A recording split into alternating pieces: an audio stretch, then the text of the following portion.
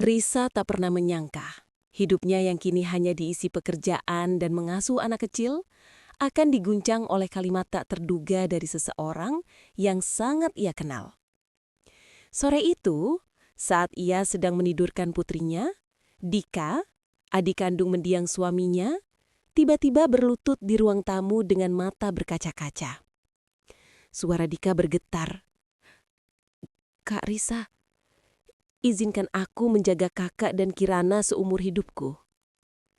Risa terpaku. Hatinya bergetar antara terkejut, bingung, dan tak percaya. Bagaimana mungkin adik iparnya sendiri yang selama ini ia anggap seperti adik kandung sekarang melamarnya? Ia menatap wajah Dika yang penuh sungguh-sungguh. Apa sebenarnya yang membuat Dika berani mengambil langkah gila itu? Cinta itu bermula dari suara deru mesin jahit, aroma kain yang baru dipotong, dan bisingnya aktivitas di lantai produksi sebuah pabrik garmen besar. Risa adalah seorang quality control yang dikenal teliti dan sangat disiplin. Sikapnya yang serius dan fokus membuatnya dihormati, sekaligus sedikit disegani oleh rekan kerjanya. Di sisi lain, Danu adalah supervisor lini produksi yang hangat, humoris, dan selalu punya cara untuk mencairkan suasana. Danu dan Risa berada di divisi yang berbeda, namun sering bertemu di area finishing atau saat jam istirahat. Pertemuan mereka terjadi di bawah naungan sebatang pohon kersen tua yang tumbuh subur di pojok kantin pabrik. Pohon itu, dengan tajuknya yang rindang dan buahnya yang kecil-kecil merah manis, menjadi tempat favorit para pekerja untuk melepas penat. Danu, yang suka iseng, sering mencoba merayu Risa dengan lelucon yang ia anggap lucu. Risa awalnya menanggapi dengan kerutan dahi, namun kekonsistenan Danu yang ceria akhirnya meluluhkan hatinya. Risa jatuh cinta pada ketulusan Danu, pada semangatnya memimpin tim di lantai produksi, dan pada kemampuannya membuat Risa, yang biasanya kaku, bisa tertawa lepas. Danu sangat menghargai ketelitian Risa, yang ia yakini akan menjadi penyeimbang bagi hidupnya yang terkadang sedikit gerusa-gerusu. Selama 4 tahun mereka menjalin hubungan di balik tembok pabrik, saling menyemangati saat deadline menumpuk, dan berbagi bekal makan siang di bawah pohon kersen. Setelah Danu mendapat promosi jabatan dan Risa merasa tabungan mereka cukup, Danu melamar.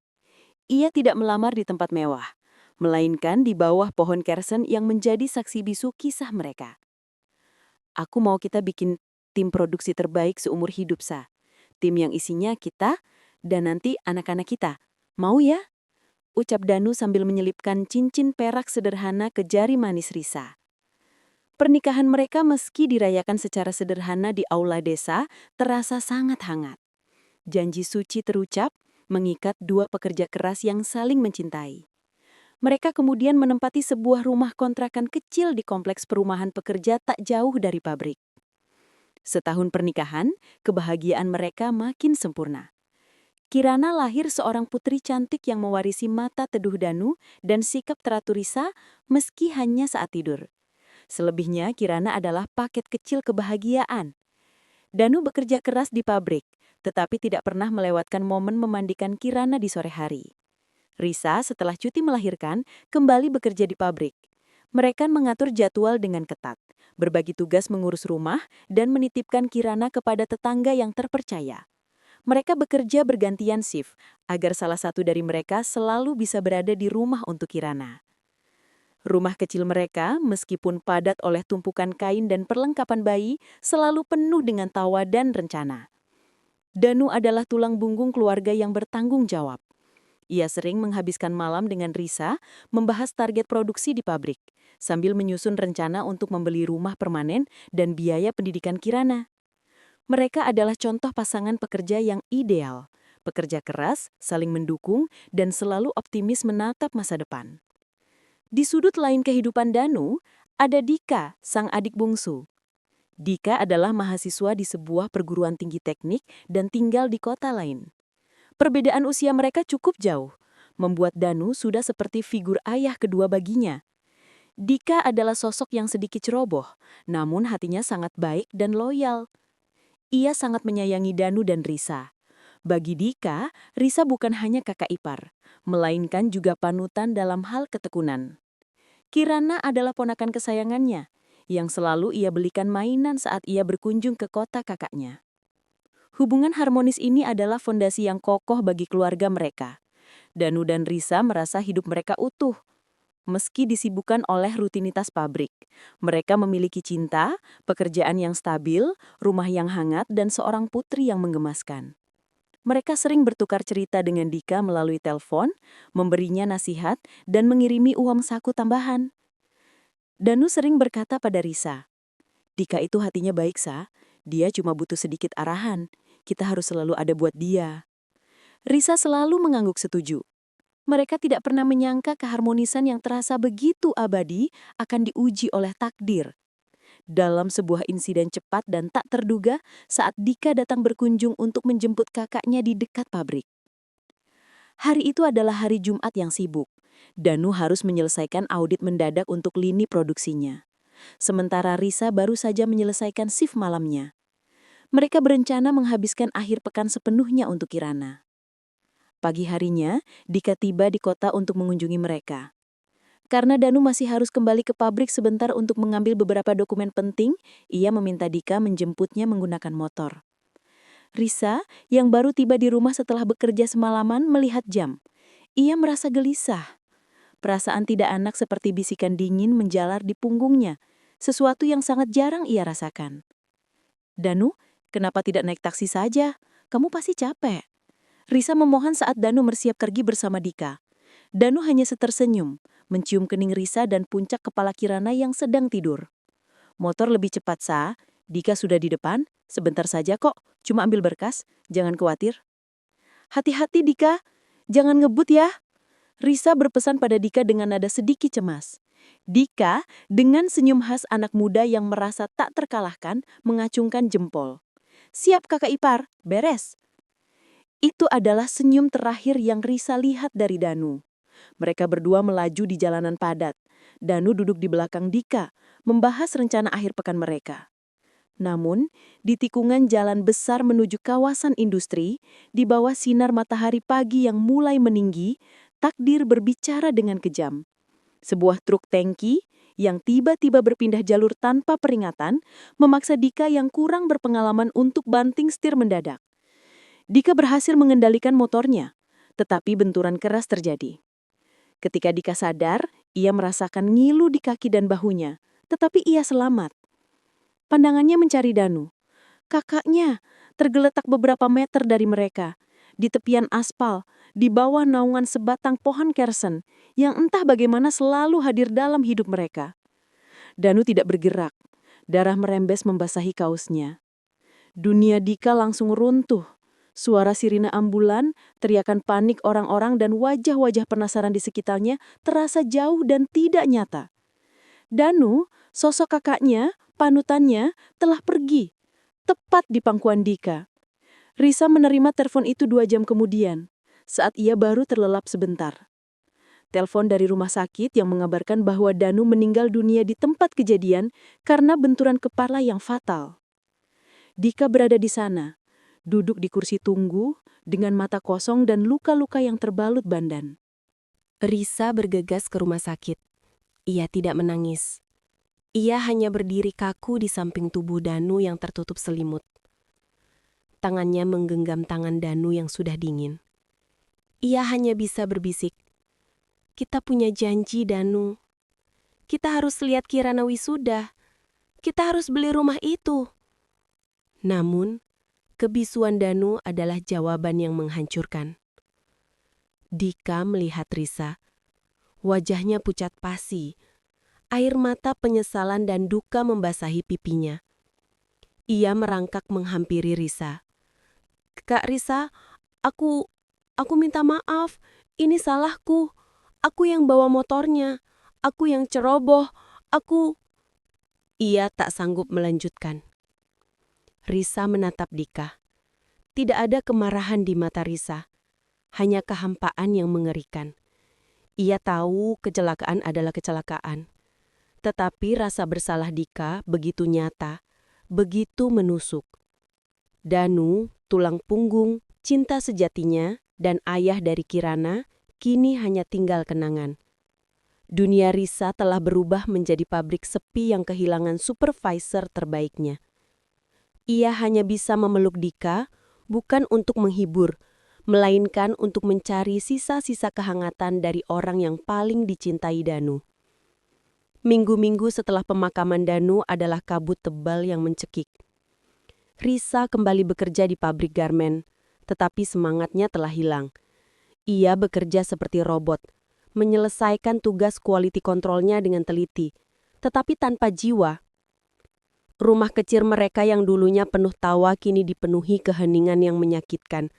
Hanya diselingi rengekan Kirana yang tanpa henti memanggil papa dan menanyakan kapan ayahnya pulang kerja. Dika mengambil cuti kuliah. Ia tidak bisa kembali ke kota tempat ia menempuh pendidikan. Rasa bersalah menghantuinya setiap detik, seolah Danu masih menatapnya dengan tatapan kecewa. Ia memutuskan untuk tinggal sementara di kota Risa, menempati kamar kosong di rumah kecil itu. Ia tidak bisa meninggalkan Risa dan Kirana dalam kondisi seperti ini. Dika mulai mengambil peran yang Danu tinggalkan. Ia mengantar Kirana ke tempat penitipan, membelikan popok dan kebutuhan dapur, memastikan tagihan listrik terbayar, dan yang paling penting, ia memastikan Risa makan teratur.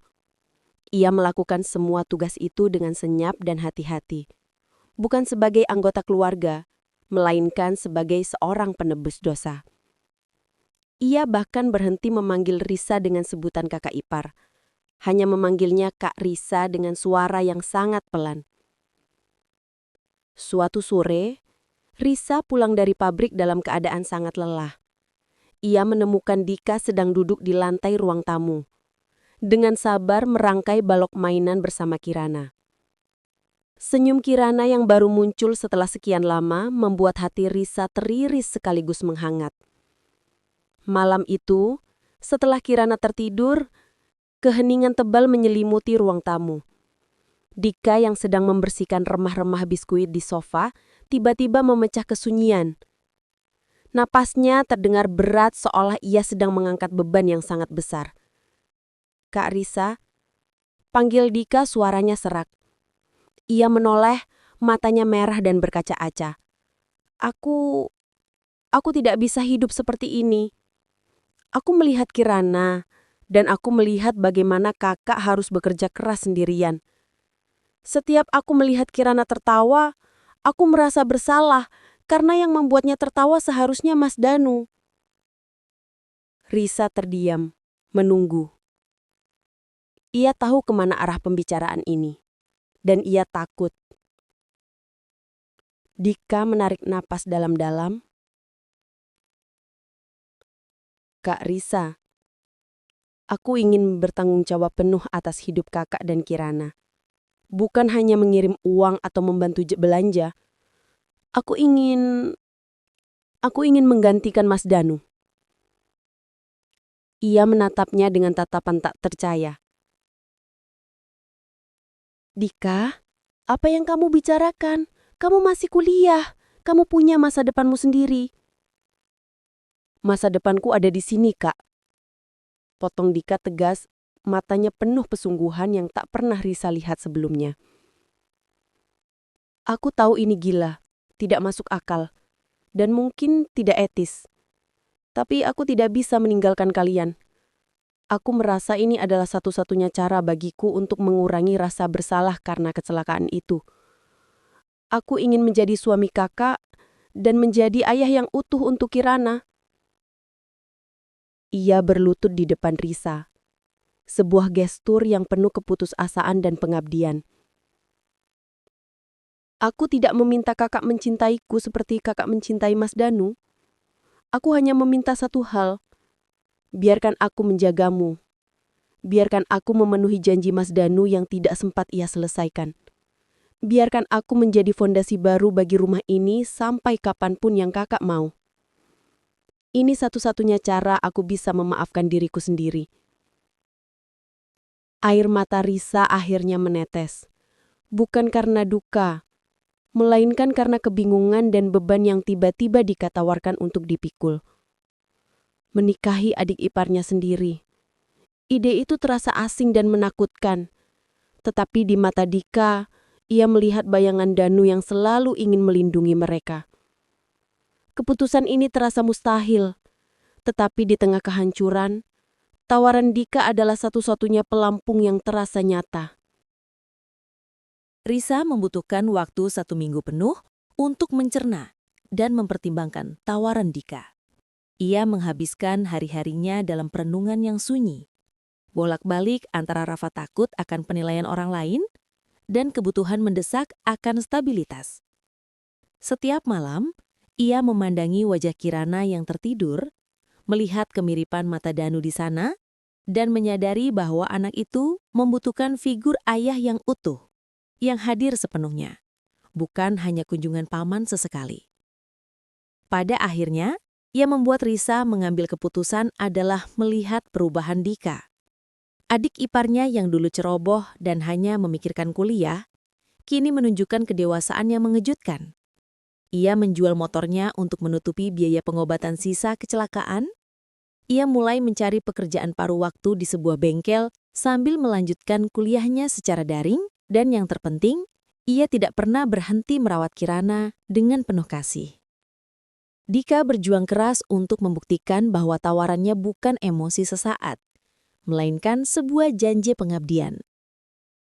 Di bawah pohon kersen yang sama, di dekat pabrik, tempat cinta mereka bersemi dan tempat Danu terakhir kali terlihat hidup, Risa bertemu Dika.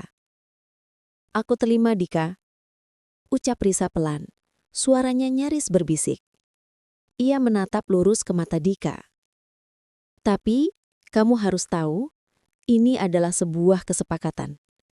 Kesepakatan untuk bertahan hidup. Aku tidak bisa menjanjikan cinta yang seperti dulu. Aku hanya bisa menjanjikan komitmen dan rasa terima kasih." Wajah Dika yang tegang langsung meredup. Matanya berkaca-kaca. "Cukup, Kak Risa. Komitmen itu sudah lebih dari cukup. Aku tidak butuh cinta kakak sekarang. Aku hanya butuh kesempatan untuk menjadi benar." Pernikahan kedua itu dilangsungkan tanpa kemeriahan sama sekali. Hanya disaksikan oleh beberapa kerabat inti dan penghulu sebagai bentuk pengesahan dan tanggung jawab. Bagi Risa, itu adalah langkah pragmatis untuk menjaga nama baiknya sebagai janda dan memastikan Kirana memiliki ayah yang akan menafkahinya. Bagi Dika, itu adalah penebusan dosa terbesar dalam hidupnya. Sebuah beban tanggung jawab yang ia pikul dengan sukarela. Kehidupan rumah tangga mereka dimulai dengan canggung. Risa masih sering memanggil Dika dengan nama Danu secara tidak sengaja, yang selalu membuat Dika terdiam sejenak sebelum tersenyum tipis, memahami. Mereka tidur di kamar yang berbeda selama beberapa bulan. Dika tidak memaksa. Ia terus berfokus pada perannya sebagai ayah pengganti dan suami yang suportif. Ia menyelesaikan kuliahnya sambil bekerja di bengkel pada pagi hari, kemudian mengambil shift malam di pabrik yang sama dengan Risa di bagian gudang, agar penghasilan mereka stabil. Dika membuktikan janjinya. Ia menjadi ayah yang luar biasa bagi Kirana, mengajarinya bersepeda dan membacakan dongeng sebelum tidur, hal-hal yang dulu dilakukan Danu. Ia menjadi suami yang sabar bagi Risa, membantu Risa menyelesaikan pekerjaan rumah dan mendengar keluh kesahnya di pabrik. Perlahan, Risa mulai menemukan kenyamanan. Ia melihat ketulusan di setiap tindakan Dika. Ia melihat bagaimana Dika berjuang keras, bukan demi dirinya, melainkan demi Kirana, dan demi memenuhi janji kepada mendiang kakaknya. Rasa terima kasih yang mendalam itu perlahan mengikis rasa bersalah.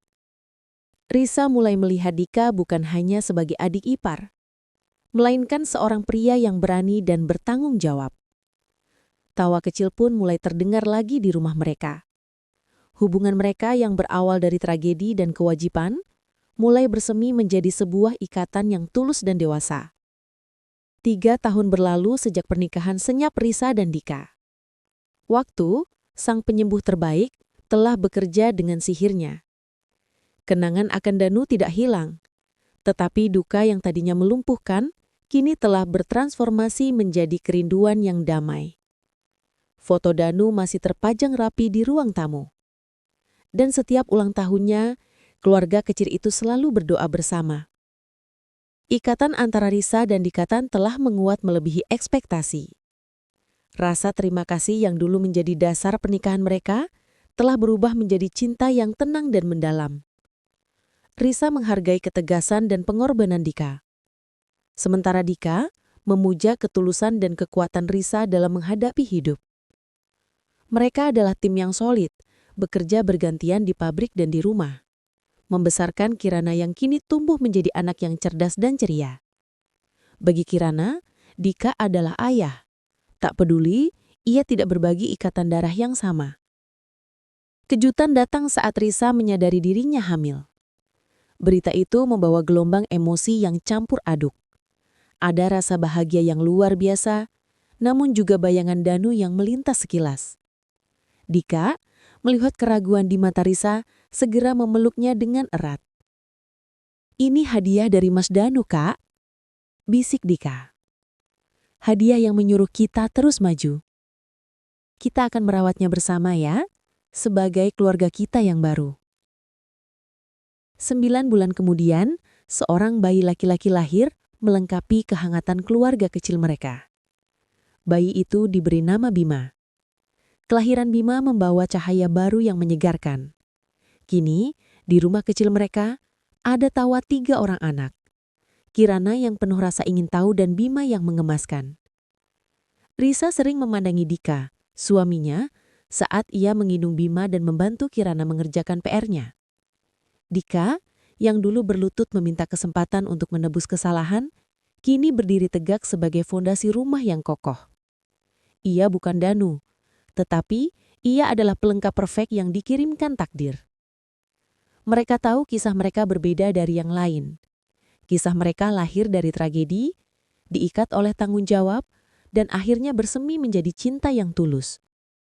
Mereka menemukan kedamaian bukan dalam melupakan masa lalu, tetapi dalam menghargai masa kini.